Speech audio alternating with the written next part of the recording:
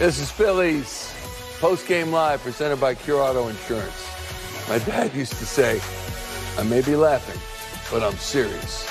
This Phillies team reminds me of a little kid that does something naughty, and you're going to punish him or her, but they make you laugh and you let it go. They make you work for it, don't they? What happened? What happened? 6 total runs scored. 4 in the bottom, 2 in the top. I can't even keep track, Ben. Bottom line is Phillies win 7-6 in their last at bat. They're 16-13 on the season. They've won 3 straight. They're 10-4 at Citizens Bank Park. And the bottom line is a win's a win. Ben, of all the things they did well tonight, there were plenty that they didn't. What impressed you most? I know we make our living by speaking, Michael. I'm almost at a loss for words right now watching the last couple innings. This was, like you said, it was a great win. It's a great, I think, character-building win. Definitely a win you can rally around your teammates with. Some awfully aggressive base running there in that 9th inning by the Phils to played a couple runs there, but just they got it done. It wasn't pretty, especially from a defensive standpoint. I know it says only 1 error for the Phils tonight, but there were a lot of defensive miscues out there. But I saw some very good base running. I saw some timely hitting. Nice to see Kyle Schwarber go deep. Nice to see Trea Turner have a great night. So all in all, they're getting out of here with a W, and they're 3 games above 500. They sure are. That is the bottom line. Let's go across the street, check in with John Kruk for the crossover, presented by our friends at Chapman Auto Stores. John, there were a lot of impressive parts about this game. You're shaking your head already. What are you left with besides the win? What hits you right in the face from this ball game, John? Well, I heard Ben say only 1 error by both teams, but the defense was a little shoddy here and there. But the thing I take away is the Nationals had a chance in the 8th with the bases loaded, no outs, and Jose Alvarado just mowed the next 3 guys down. It didn't even look like they had a chance. But, that's what I take out of it. And the other thing is, if you're not going to hit the ball out of the ballpark, we always talk about how are we going to score runs. Well, you have to score runs with your legs. And, give Dusty Walton credit. Alec Boehm scored on a short fly to right field. Maybe would have been out if Keibert Ruiz could have came up with the throw from Cruz. And then Bryson Stott, that play at home. And, he said it after the game. That's a ball because it bounces to the right of the catcher that when you're on third base, you have trouble seeing not only if the ball got past him, but then when you realize it got past him, how far it got past him, and can you score? Bryson did a great job, though, on that read, and game over. Johnny, I'm going to talk about a couple at-bats that I think are going to get overlooked in this game. And they both came in the 8th inning, the bottom of the 8th inning, one by Bryce Harper, the other by Kyle Schwarber. Bryce Harper brings a bunt with him to advance Trea Turner to third base with less than 2 outs. And then he gets on, the added bonus, he gets a hit. And then you got Kyle Schwarber gets down in the count. You can see him intensely trying to roll another ball over to get another runner in scoring position after the wild pitch. You got 2 and 3. You got, future Hall of Famers here, and they're giving themselves up so they can get a couple more runs on the board. Yeah, every run in this game was crucial. You thought the way that Zach was pitching that, this was going to be a breather, but, the Phillies sometimes, they score early and then there's a lull in the middle innings. But, yeah, those at-bats were unbelievable. And, Ben, I don't know why more left-handed hitters don't do that, especially against a left-handed pitcher. As deep as these guys play now, I was watching the second baseman, and when Trea was hitting with 2 outs, he almost had his feet on the dirt and or on the grass, on the outfield grass, and Bryce just noticed it. How can I get him to third base? Ferrer, he was throwing, 98, 99. I need to get him to third, and then, once he got him to third, then of course the wild pitch, and then Kyle does a heck of a job getting Bryce over to third base. It's unselfish situational baseball. And like I said, the Phillies are going to hit their home runs. I know they haven't been, but they're going to. We know that.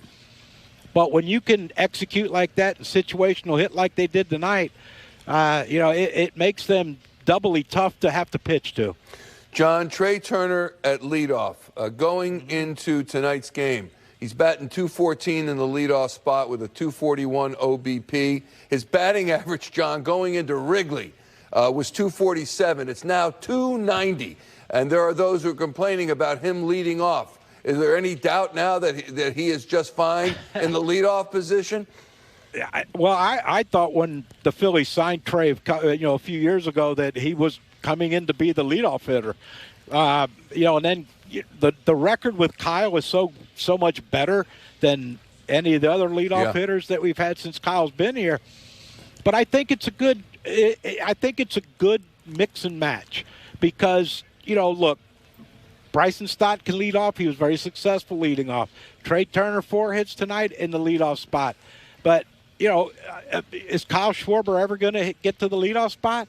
I think it comes to, who's pitching, one, and who's going to hit behind Bryce once, if Kyle does move back to leadoff at some point, when he does lead off, who's going to protect Bryce? And I think that's just, I think you're going to see a rotating leadoff hitter, depending on the pitcher, the numbers, of course, with does